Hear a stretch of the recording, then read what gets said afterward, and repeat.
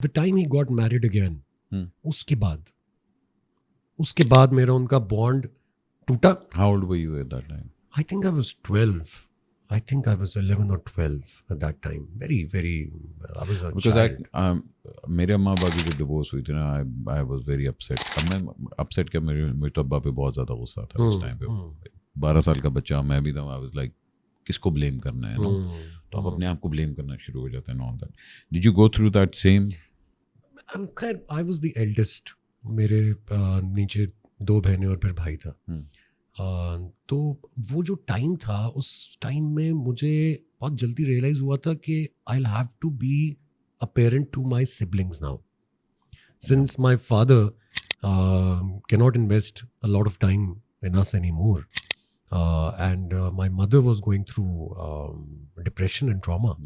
सो कैसे डील करना है, आप रातों रात ही ज़हन चेंज हो गए, बड़े हो गए, और अब्बा के साथ एक रिफ्ट भी पैदा हो गई, बहुत शदीद वाली रिफ्ट पैदा हो गई. ऑब्वियसली हमें उस वक्त दैट्स नॉर्मल, चीज़ों का अंदाज़ा भी नहीं था. बिल्कुल. But then when I looked at his life, जो 2 शादियों के बाद थी, आई रियलाइज्ड कि he is the biggest victim in this. वो जिस भी वजह से उनकी शादी हो गई, वो अब हो गई भी है, इट्स डन, बट वो खुद सुकून में नहीं आ पा रहे. तो एज अ सन मुझे लगा कि it's my responsibility to listen to him. At least सुन तो सकता हूँ मैं उनको.